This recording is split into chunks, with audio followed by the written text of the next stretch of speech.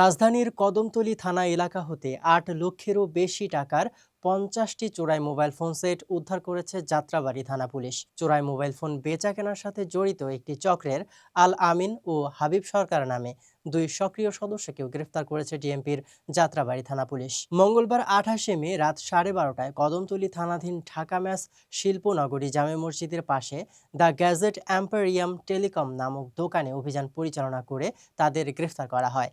এ সময় তাদের কাছ থেকে বিভিন্ন ব্র্যান্ডের ৫০টি মোবাইল ফোন উদ্ধার করা হয়, যার কোনো বৈধ কাগজপত্র তারা দেখাতে পারেনি। যাত্রাবাড়ী থানা সূত্র জানায়, মঙ্গলবার রাতে গোপন সংবাদের ভিত্তিতে তথ্য পাওয়া যায় কদমতলী থানাধীন ঢাকা ম্যাস শিল্পনগরী জামে মসজিদের পাশে দ্য গ্যাজেট এম্পেরিয়াম টেলিকমে চোরাই মোবাইল ফোন সেট ক্রয় বিক্রয় চলছে। রাত ১২:৩০টায় দোকানে অভিযান পরিচালনা করে থানার একটি টিম। অভিযানে আল আমিন ও হাবিব সরকারকে গ্রেফতার করা হয়। এ সময় তাদের কাছ থেকে বিভিন্ন ব্র্যান্ডের ৫০টি চোরাই মোবাইল ফোন উদ্ধার করা হয়।